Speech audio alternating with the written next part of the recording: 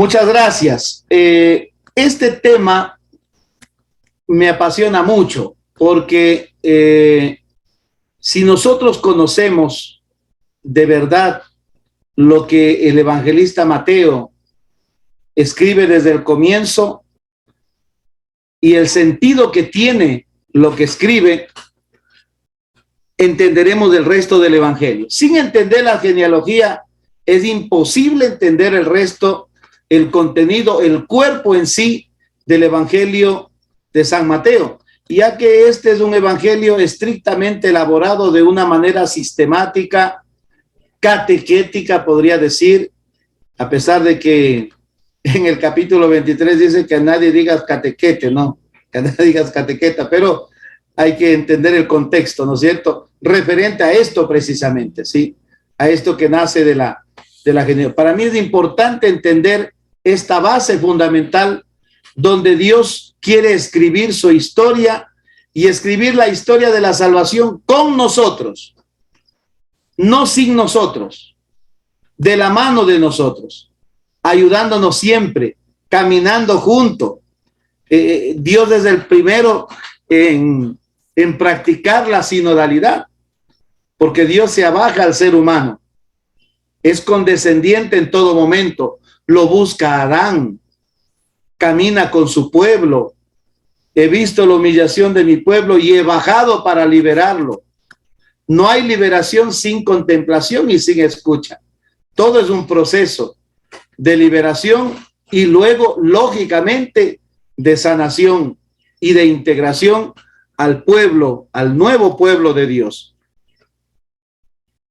Quiero partir de algunos presupuestos. Ustedes saben que cuando Jesús muere y resucita, envía a sus discípulos a predicar la buena noticia, a evangelizar, como decía San Francisco de Asís, ¿no es cierto? Den testimonio, anuncien el evangelio, que si es necesario utilizar alguna palabra, utilícenla también, ¿no es cierto? Sí, para que ustedes se den cuenta y para que nos demos cuenta todos que anunciar el evangelio no es cuestión de una elocuencia o de buscar palabras o de contenidos sistemáticos, sino de una experiencia de vida. La fe en Cristo Jesús, la fe en Dios, tiene como punto de partida el encuentro personal con Cristo, como decía el Papa Benedicto, el encuentro con una persona que marca nuestra vida, que le da una nueva dirección, una nueva orientación a nuestra vida. Esto lo decía también el documento de Aparecida. Al principio, los relatos de la infancia de Jesús no formaban parte del anuncio pascual. ¿Qué es lo que les interesa a Pablo, por ejemplo? Pablo, que es uno de los que escribe primerito la carta a los tesalonicenses. Es el anuncio pascual, el querigma, ¿sí? Que Cristo ha muerto y Dios lo resucitó, ha resucitado. Lo mismo en el Evangelio de San Marcos, ¿sí? En el Evangelio de San Marcos, ustedes ven, comienza con la misión de Juan y el bautismo de Jesús en el Jordán. Según Pablo, también entonces el querigma consiste en el anuncio de la muerte y resurrección de Jesús. Esto es bien importante. De tal manera que Mateo 1:2 y Lucas 1:2, coincidencia, son muy posteriores. ¿Cuál sería la causa? Una vez que el evangelio ya es conocido, que este anuncio de la resurrección, que esta persona de Cristo es asumida, encarnada en las comunidades, hay más tela que cortar. Hay que pensar en algo más y se empiezan a preguntar sobre el origen de Jesús. ¿De dónde viene? ¿Quiénes eran los papás? ¿Quiénes serán los abuelos? ¿Qué ascendencia tiene? ¿Es hijo legítimo? ¿De dónde proviene? Puesto que las genealogías eran precisamente para probar y comprobar la legitimidad de ser de esa casa, de esa descendencia. Y ahí pues vienen todas las consecuencias legales de pureza, de impureza, consecuencias religiosas, ¿sí? Consecuencias raciales y todo lo demás. Entonces preguntarse, ¿cuál es la historia de Jesús? Los evangelios de la infancia responden sobre la identidad de Jesús. ¿Quién es él? Pero la respuesta, la pregunta y la respuesta de quién es Jesús tiene un punto de partida que es su Pascua, desde la Pascua. Todo se lee y se relee desde la Pascua. La historia se interpreta desde la Pascua, desde el hecho de Jesús muerto, crucificado y muerto y resucitado al tercer día. Aunque Lucas y Mateo toman de Marcos, podría decir desde una perspectiva común de la fuente Q, en cosas comunes. Jesús es un judío galileo, por ejemplo, hijo de María, vinculado por su origen mesiánico a Belén de Judá, nacido en Belén de Judá. ¿Se acuerdan que Jesé es de Belén de Judá y tiene sus hijos, sus 7 hijos, y el más chiquito, ¿sí?, es el elegido, el ungido, a quien Samuel unge, al que menos se pensó, ¿no? Porque Samuel, ¿se acuerdan que quería ungir al más grande, que tenía una apariencia, un físico medio bueno, como decía, este puede ser el rey, este puede ser el monarca, y Dios le dice, no te fijes en las apariencias no determinan la misión, así que busca. Todavía no llega el que va a ser ungido. Bueno, aunque su lugar de origen fuera Nazaret, acuérdense ustedes que en el Evangelio de San Juan se plantea este tema. Cuando Natanael dice, y de Nazaret, ¿qué de bueno puede salir? Claro, Nazaret es una aldea, un reducto. ¿Qué puede salir de bueno allí? De allí, y Felipe le dice, ven y verás, simplemente ven y verás. Ahora vemos las aportaciones propias, en cambio, de Mateo. Jesús, hijo de Abraham, hijo de David. Yo quiero que ustedes, por favor, alguien de ustedes me ayude con la lectura. Vamos a leer capítulo 1 de Mateo, del versículo 1 de una vez hasta el versículo 17. ¿Algún lector, por favor? Sí, de pronto puede activar a alguien el micrófono. Y tengan su Biblia en mano porque van a necesitarla. Yo voy a trabajar con la Biblia, sí, con la Biblia. Ok, padre. Mateo 1. Ah, bueno, si alguien lo consiguió. Sí, capítulo 1, del versículo 1 hasta el 17. Digo de una vez hasta el 17.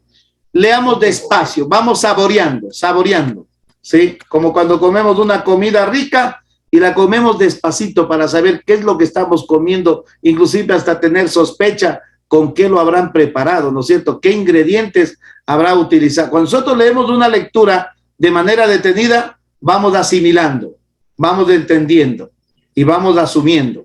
A ver. Ok, Juan, me parece que tú lo tenías, ¿no? Zorrilla. No se le escucha a Juanito.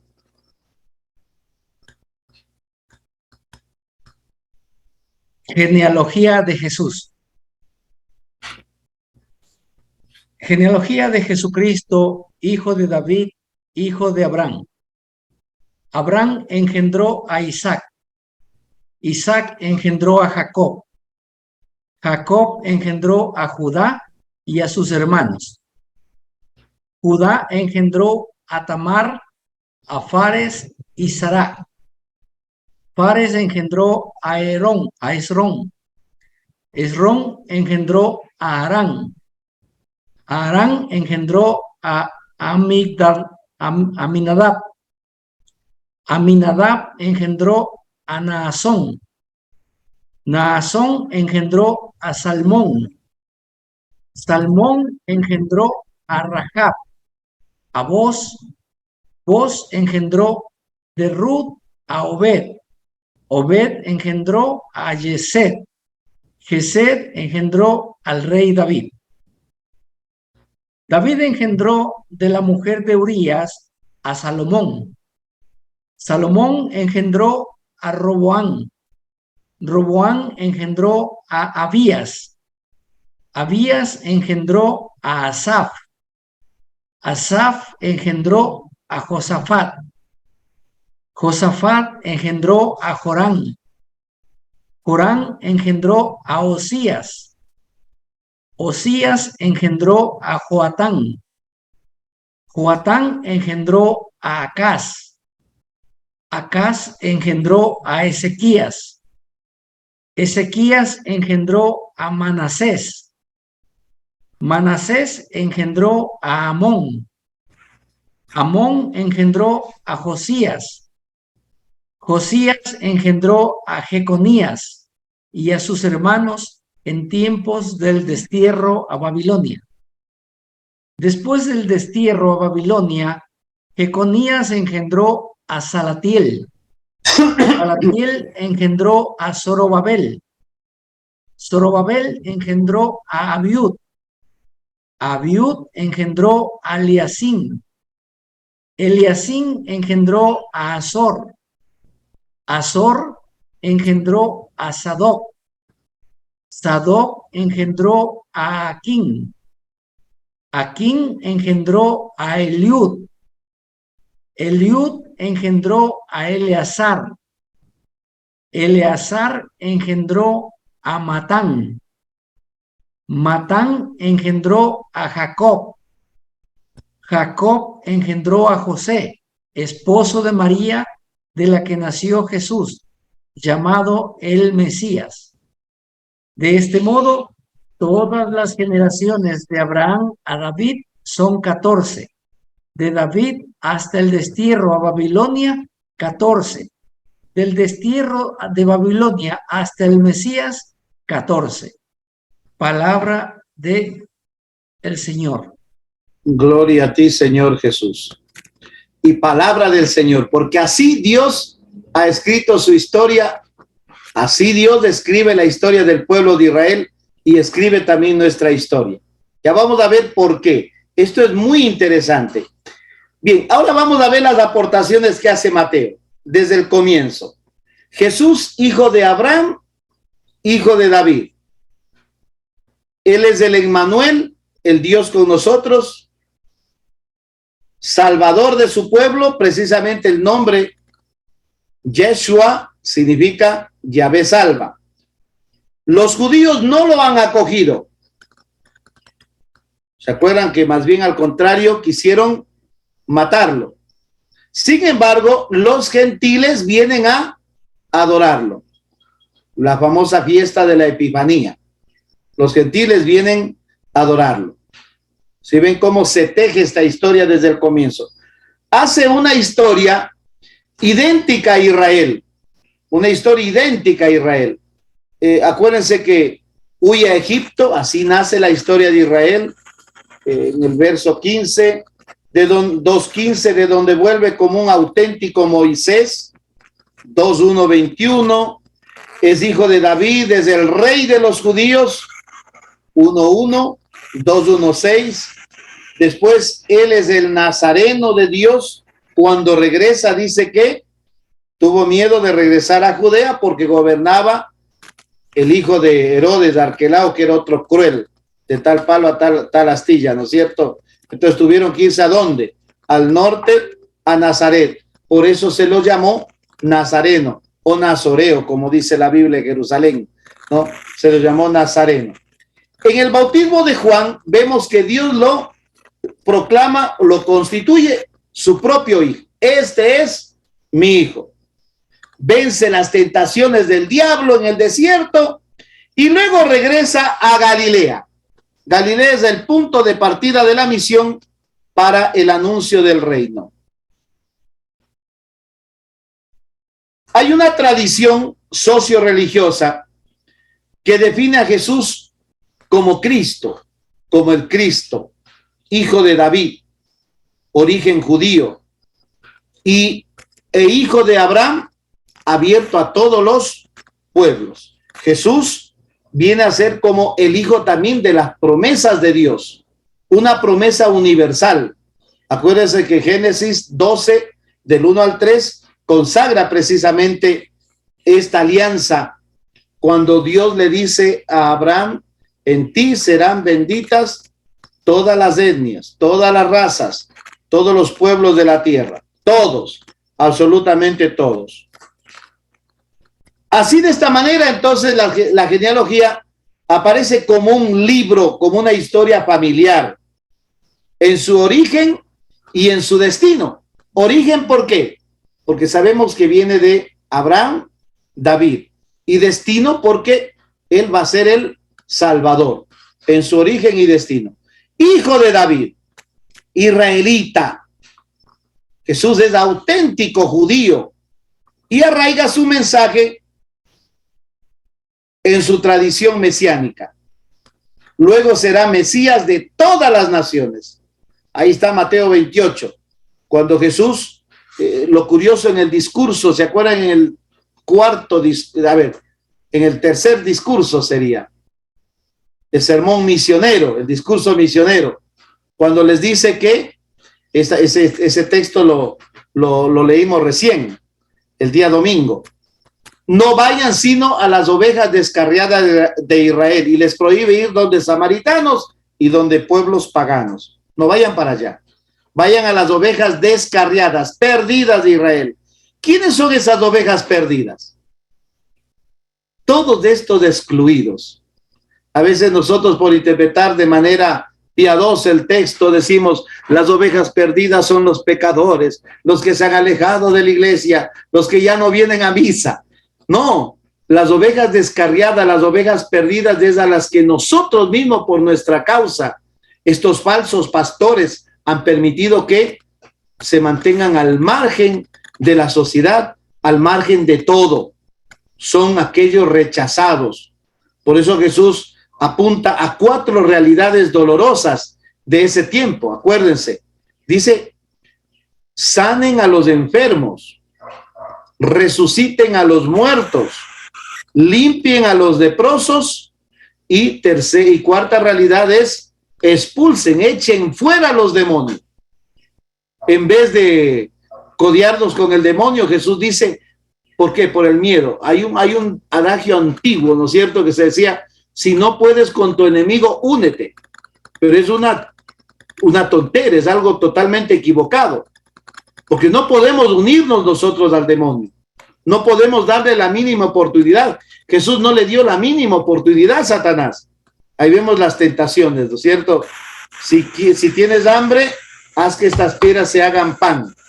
Utiliza tu poder de Dios, tu poder para dominar, ¿sí? Para dominar, para vivirla bien, para ser rico, para hacer milagros sorprendentes, y verás cómo la gente la tienes en tus manos, como estos gobiernos, por ejemplo, estos gobiernos socialistas, ¿sí?, que empobrecen al pueblo, y cuando dan dádivas, la gente aplaude ese tipo de sistemas. Jesús les dice a los fariseos: guías ciegos. ¿Por qué? Porque si bien ayudan con algo, pero una cosa es ayudar para liberar, para destapar esa ceguera, pero otra cosa es ayudar para dominar.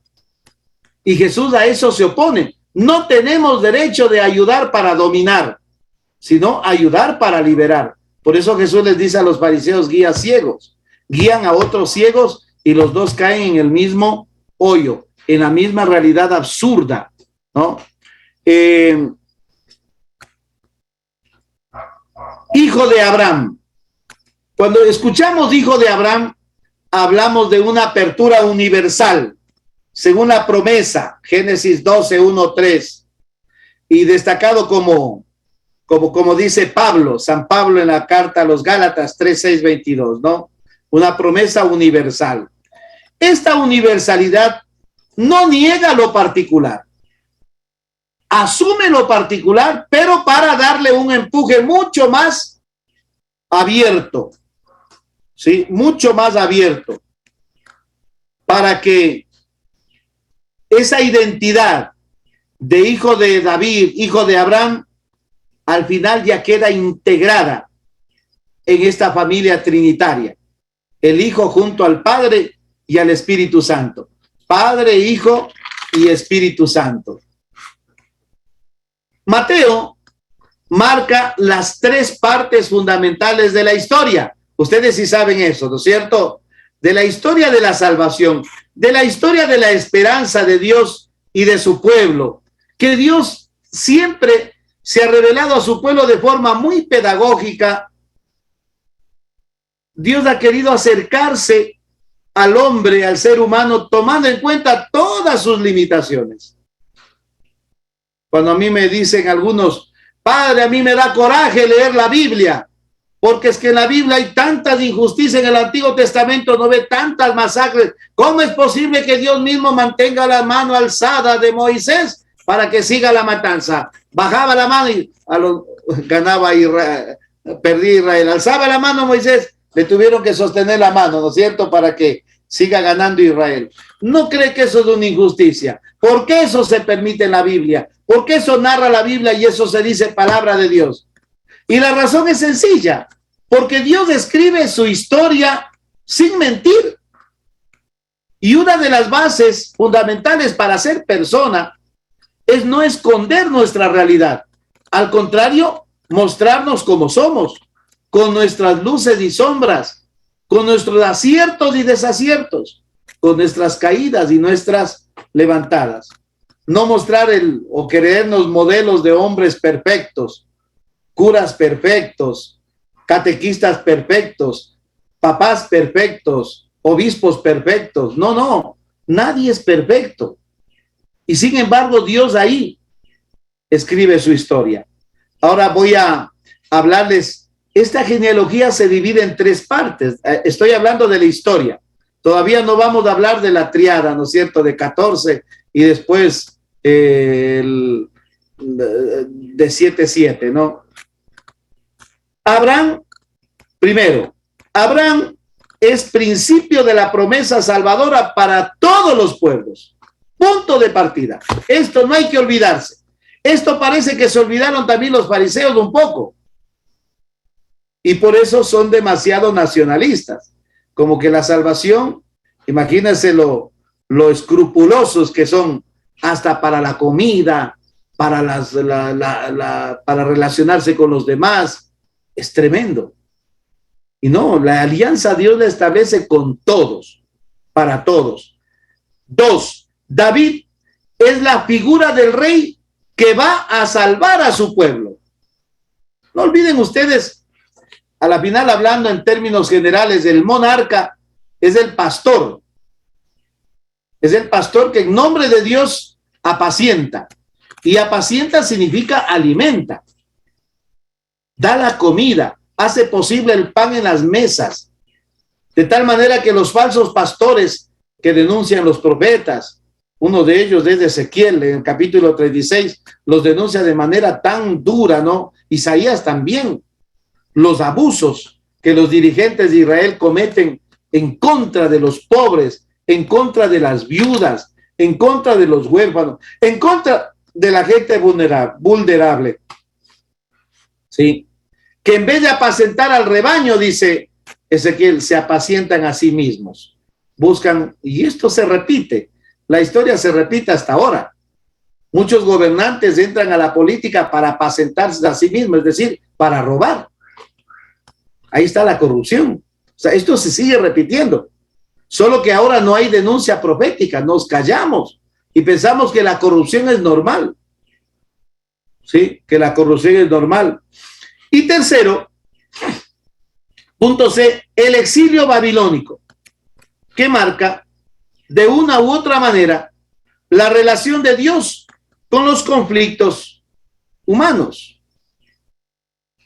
En la historia de la salvación existen problemas, conflictos. Cuando Nabucodonosor hizo la deportación en el año 587, acuérdense, ¿sí?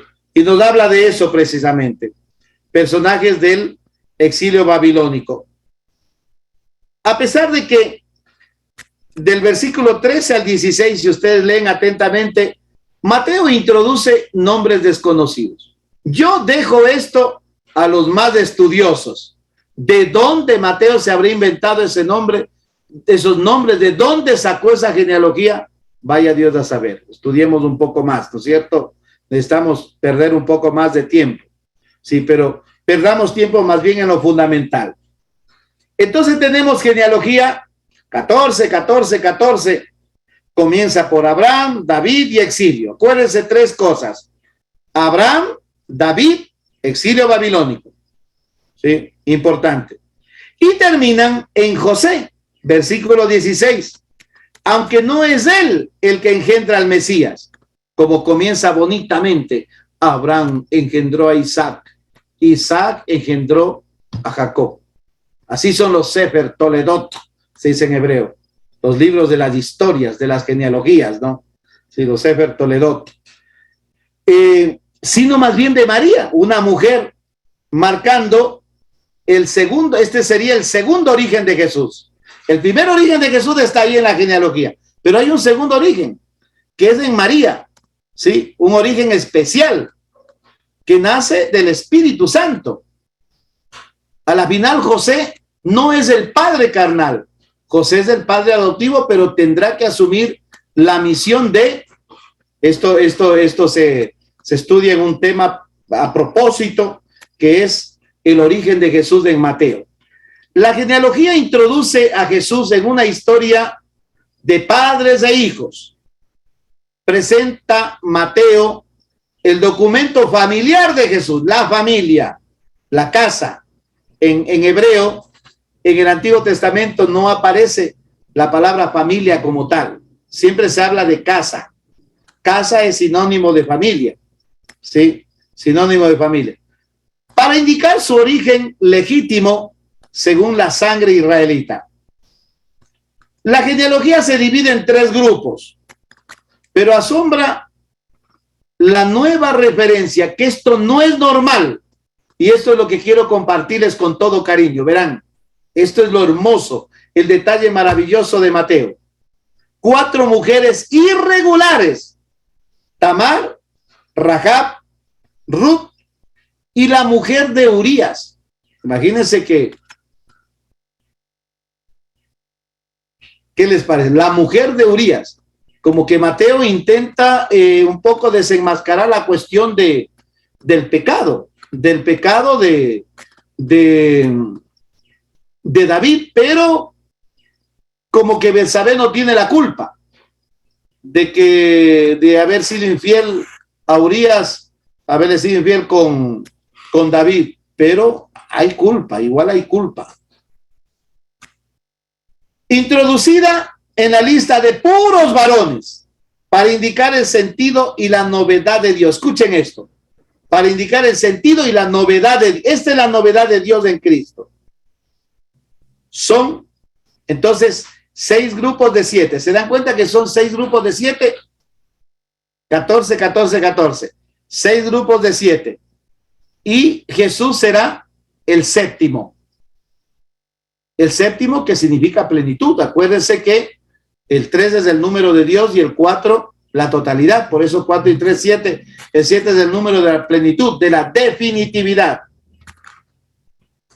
El conjunto del evangelio nos hará a nosotros superar toda esa aberración judía, a listas genealógicas que legitimaban su ser y actuar según su procedencia para destacar su grado de pureza social, religiosa, racial. Desgraciadamente eso es lo que define. Más o menos como ahora, perdonarán si, no creo que está algún obispo ahí, pero perdonarán porque a veces, ¿qué es lo que define? Tener la partida de confirmación para tener derecho a ser padrino. No la vida, no el estilo de vida, no su compromiso cristiano, es el papel. De tal manera que muchas veces hacemos catequesis para la vida, para como requisito, no para la vida. La catequesis es para la vida, para el compromiso cristiano. No es el papel en sí, el documento. Y yo de pronto estudio por el documento. ¿Qué tal si yo saco un doctorado por tener el documento? No me interesa el documento. Me interesa estudiar para la vida, para poder compartir y para poder descubrir cómo se puede ser más persona, cómo se puede ser más gente, ¿no es cierto? ¿Cómo podemos ser más humildes? ¿Cómo superar tanta desigualdad en el mundo? Para eso estudiamos. No se estudia para decir, yo sé más que vos, yo tengo título y tú no, tú eres ignorante. No, eso sería una aberración tremenda, una deshumanización, una aculturación gravísima. Ofrecerá el reino de Dios, al contrario, Jesús, ¿a quiénes? A impuros, leprosos, a expulsados del pueblo, a gente rechazada. Por eso están fuera de la casa, ¿sí? Las ovejas descarriadas de la casa. La genealogía nos ha querido situar en un lugar paradójico donde, por un lado, escuchen, la iglesia admite el buen origen de Jesús. Qué bonito. Nacido de limpia familia judía, o sea, auténticamente judío. Sin embargo, por otro lado, supera esto. Nace de mujeres que rompen las reglas de pureza. Y ahí viene la segunda parte de esto, ¿no? Que voy a tratar de ser breve. En las genealogías, si ustedes estudian el libro de las crónicas, las genealogías, normalmente no se mencionan a mujeres. ¿Sí? Desgraciadamente, se hubiera pensado a lo mejor que se hubiera nombrado a las matriarcas importantes de Israel. ¿Cuáles eran esas matriarcas? ¿Se acuerdan? Sara, toda una Sara, imagínate, tenía esclava, Agar. Rebeca, ¿se acuerdan? La terrible Rebeca, que quería más a Jacob que a Esaú, y le roba la bendición con esta mamá cómplice, ¿no es cierto?, de una injusticia. Pero sin embargo la cosa sucedió así. Raquel y Lía, las dos mujeres, ¿se acuerdan de Jacob? El pobre trabaja 7 años y le dan a la más vieja. Él trabajó por la menor, pero el papá le dijo, no, hijito, tiene que ir por orden. Y luego tuvo que trabajar 7 años más para llevarse a Lía. Tamar, ¿quién es Tamar? Vamos a ver Tamar. Tamar lucha por el derecho de tener descendencia. Acuérdense esa historia triste que nosotros tenemos en el libro del Génesis, ¿sí? La pobre Tamar, ¿sí? Génesis 38:6. Era casada con hijo de Judá, el primer hijo. Pero era un hombre malo, dicen que era un hombre malo, y murió sin dejar descendencia. Y se acuerdan que había la ley del levirato. Levirato viene de levir, cuñado, o la ley del cuñadazgo. Y tenía derecho a casarse el segundo hijo para darle descendencia al primer hermano que murió sin dejar hijos. Pero a Dios no le gustó tampoco la conducta de Onán, el segundo hijo. ¿Por qué? Porque dice que Onán pensó, dice, ¿y qué saco dándole descendencia a mi hermano si ese no va a ser mi guagua en realidad? Tontera. Y dice que cuando tenía relaciones con Tamar, botaba fuera el semen, ¿sí? Y no embarazó. Esto no le gustó a Dios y también murió Onán. Luego había el tercer hijo, chiquito todavía, tendría unos 11 años, todavía no estaba casamentero, entonces hasta esperar que crezca, Tamar regresa a la casa de sus papás, el último hijo creció, el tercer hijo que se llama Sela, creció, pero Judá tuvo miedo de que Sela se porte también de la misma manera y muera de nuevo. Entonces no le entregaba como esposo a Tamar. Entonces, definitivamente, Judá la mandó a su casa. Pero Tamar lucha por tener la descendencia y se viste de prostituta. Y un día, superado el duelo por la mujer que murió de Judá, superado el duelo, el dolor y todo lo demás, dice que Judá sube para trasquilar a las ovejas y Tamar vestida de prostituta en el camino, tapada la cara. Y ahí Judá aprovecha y le dice, oye, ¿quieres venir conmigo? ¿Sí? A la final, ¿qué es lo que pasó? Tamar resulta embarazada del mismo suegro. Cuando el suegro se enteró que Tamar está embarazada, dijo, esta tiene que morir porque se ha acostado con otro hombre que no es mi hijo. Mi hijo Sela tenía que embarazarla. ¿Cómo es? Y Tamar le da evidencias a este que es a Judá, que el hijo es de él, que ella fue embarazada por el mismo suegro. Y la evidencia está en las prendas que Judá le dejó. Una de las prendas es el bastón, ¿sí? Mira, ¿este bastón de quién es? Vaya a decirle, ¿de quién son estas pertenencias? Y cuando Judá vio eso, dice, tiene razón Tamar, ella está más cierta que yo, ella sabe todo lo que pasó, yo soy el papá, y desde ese momento acogió, ¿no? Bueno, luego viene Rahab. Rahab ejerce de prostituta sobre Ruth. Bueno, acuérdense que Rahab era prostituta en Jericó. Cuando Josué manda uno de espías y Rahab les dio cabida en su cuartucho, ahí en el techo, para que se escondan cuando sospecharon que estaban espías, y ella negó, dijo, aquí no hay nadie, pero ella les pidió un favor, mira, cuando conquisten Jericó, Canaán, por favor, a mí no me hagan nada. Yo les pido que consideren mi vida y me permitan vivir. Y ellos hicieron el trato, ¿no? Dijeron, claro, con todo gusto. Y de todos modos, gracias a esta prostituta, Rahab, fue posible la conquista de Canaán.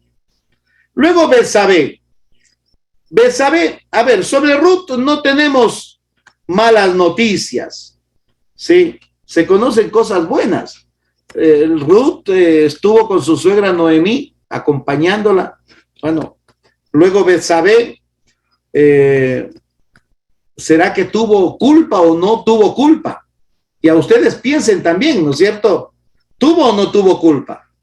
Unos dicen sí, otros dicen no, ¿qué culpa tuvo ella? Si el rey la mandó a ver, ¿sí? Y orden del rey era orden del rey. Tamar, bueno, todas tienen en común, ¿qué cosa? El hecho de que con su decisión, su acción y su destino, nada fácil, contribuyeron definitivamente, decisivamente al plan de salvación de Israel, al plan salvífico de Israel. Aportaron definitivamente. Ahí ustedes pueden leer. Sin ellos no hubiera habido, por ejemplo, David, gracias a quien vino.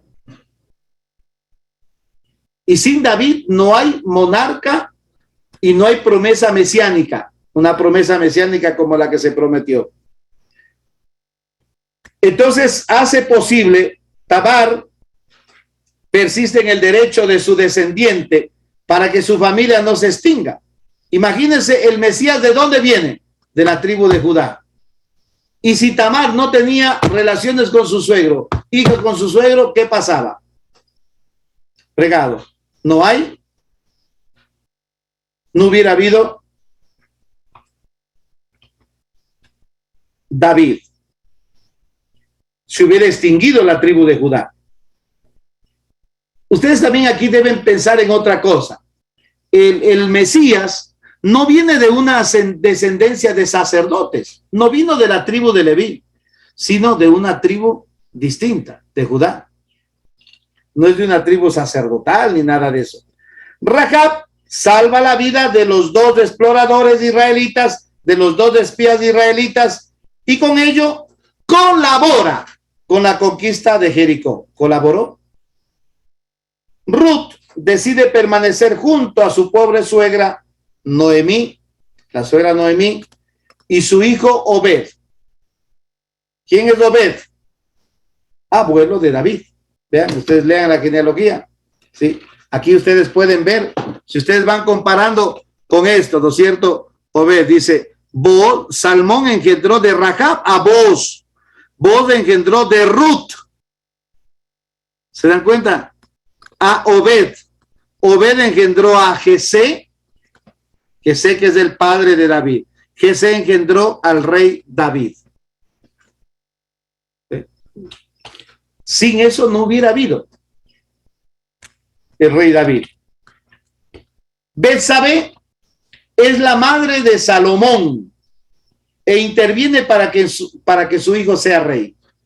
Aunque como María, estas mujeres no desempeñan un papel esencial, sus acciones, sus actos son fundamentales para la historia de Israel. La historia de Israel se escribió así. La historia de la salvación es posible gracias a la intervención de estas mujeres irregulares. Y digo irregulares ¿por qué? Porque no es normal poner a una mujer en una genealogía. Pero Mateo decide escribir así porque pretende algo en el contenido posterior, en la catequesis posterior de Mateo. ¿Tienen en común? ¿Qué tienen en común estas mujeres? Primero, con su conducta chocan con la incomprensión de su entorno y provocan rechazo.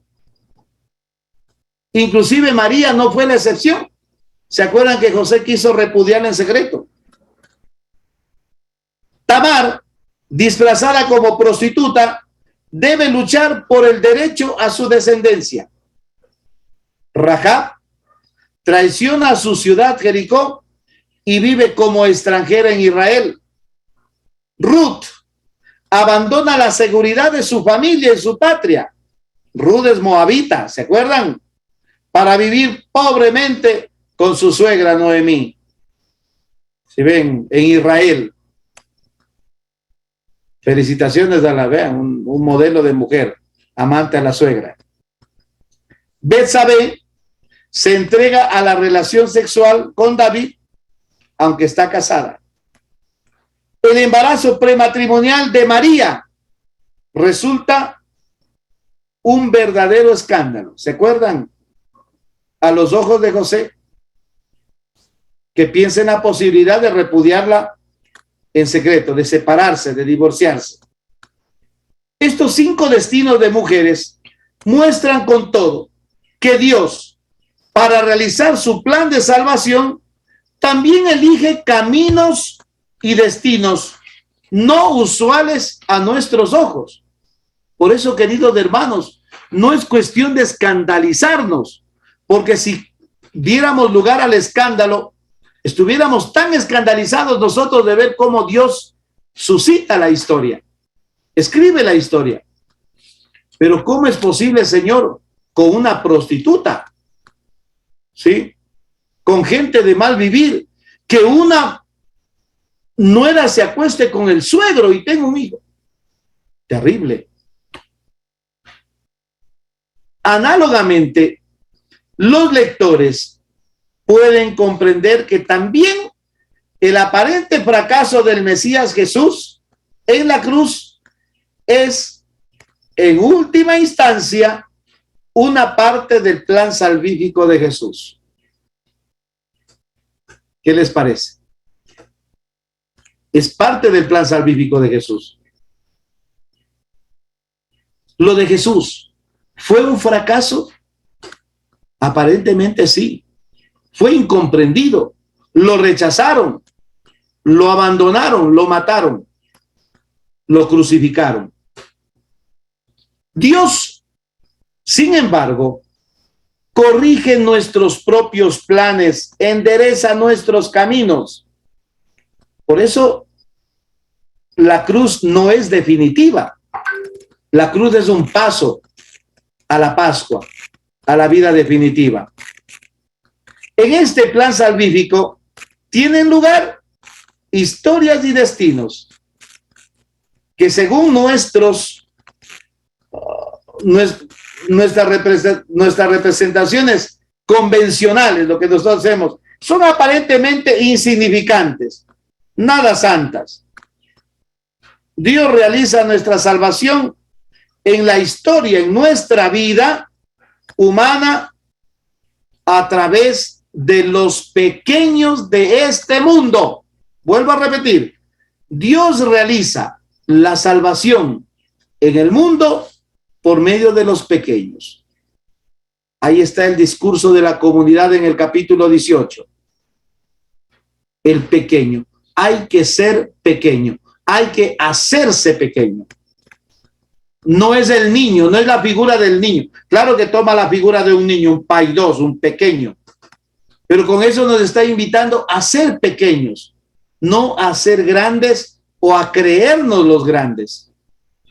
De tal manera que dentro de la comunidad, la fraternidad será prácticamente el hilo conductor de nuestra historia.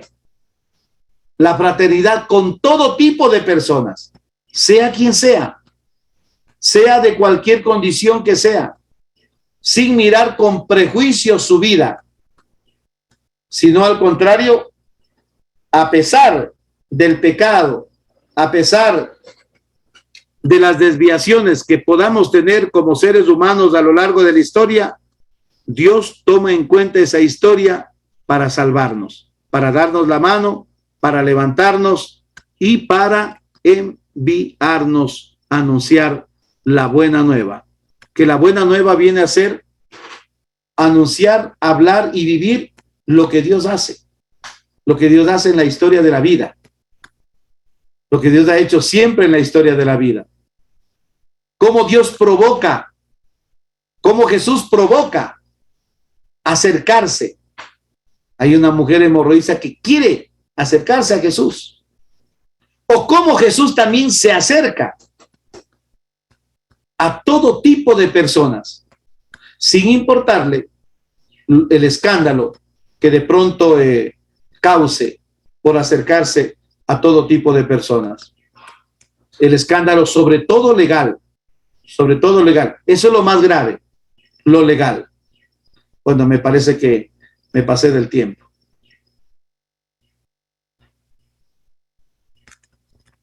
No, para nada. Todavía tenemos todavía un par de minutos. Si puedes seguir y terminar de complementar, porque le voy a hacer una pregunta que me ha llamado la atención, pero si puede, nos faltan... Voy a concluir, voy a hacer una conclusión, ¿no? Bueno, ¿qué es lo que nos enseña la genealogía? Cuando nosotros leemos la genealogía, aparentemente la genealogía es un discurso árido. Esto, ¿qué saco leyendo en la misa? ¿Cómo? ¿Qué es lo que nosotros sacamos como enseñanza de estas genealogías? Que Dios escribe su historia con lo que existe en la vida, con lo que existe en este campo, ¿no es cierto? Mateo presenta una parábola bonita, ¿no es cierto?, de la semilla que se siembra, ¿sí? Y la semilla no se deja de sembrar porque es piedra, porque es terreno rocoso, o porque hay espinos, o porque hay de pronto, o a lo largo del camino. Se siembra de todas maneras. Dios no excluye absolutamente a nadie ni a nada. Dios propone a todos, acoge a todos. Unos tendrán más capacidad de acogida a la semilla, otros menos. Pero lo importante es saber acoger, que Dios no juzga por la cantidad de acogida que hayamos hecho. Ahí está la parábola de los trabajadores, ¿no es cierto? ¿Ve cómo entendemos a partir de esto, de la genealogía? Entenderemos los otros textos que siguen en el Evangelio de Mateo, cuando dice que un contratista salió a buscar trabajadores y dijo, a ver, desde las 7 de la mañana, 1 denario por día, lo que se pagaba en ese tiempo. Y van a trabajar, a otros a media mañana, a otros al mediodía, a otros a la tarde, a otros al caer de la tarde. Y cuando llega la paga, empiezan pagando por los últimos que llegaron, 1 denario. Los que fueron primeritos dijeron, a nosotros nos va a pagar más. Imagínate a los vagos que vienen recién. les pagan 1. A nosotros siquiera nos toca unos 10. Y cuando llegó al turno de ellos, le dieron también 1 denario y se enojaron. Y Jesús comenta, ¿no es cierto? Que dijo, ¿por qué se enojan? Ustedes son enojados porque yo soy bueno. O sea, al final ese dinero es mío y yo puedo dar a los demás. ¿Cuál es el problema? ¿Por qué se enojan porque yo sea bueno con los unos y con ustedes también? Quedamos en eso. Es decir, la salvación es para todos por igual. ¿Sí? Para todos por igual. Ustedes van a decir, entonces, ¿no vale la pena esforzarse? Claro que sí. Claro que sí. Claro que sí. Por eso el Evangelio de Mateo utiliza una palabra griega, agonizeste. Esfuércense por entrar por la puerta estrecha. Para decirnos que el camino del reino no es fácil. Hay que hacer muchos esfuerzos. Es difícil. Y ya Mateo escribe en la época de la persecución del Imperio Romano y también en la época de la expulsión de los judíos, a los cristianos de la sinagoga. Y en ese tiempo expulsar de la sinagoga era gravísimo, era matarlos en vida. ¿Cómo viven esos pobres expulsados? Es como que es prácticamente exiliarlos. Un expulsado no podía comprar, ni vender, ni trabajar, ni nada. Y no podía relacionarse nada con ese expulsado porque era impuro. Era condenarlo en vida. Bueno, espero haberles compartido algo por lo menos de esta enseñanza y que pensemos, Dios nos ama, nos acoge y escribe la historia de la salvación hoy también y cuenta con nosotros. No importa lo que nosotros somos. Lo importante es el amor que Él nos tiene, la elección que Él nos hace y la misión a la que Él nos envía, contando con nuestra capacidad. Dios sabe cuáles son nuestros límites, ¿no es cierto? Pero nosotros también, igual como dice Jesús en el Evangelio, ¿no es cierto? Maestro, enséñanos a orar. Cuando oren, digan así, ¿sí? Y hacemos camino con Dios, de su mano.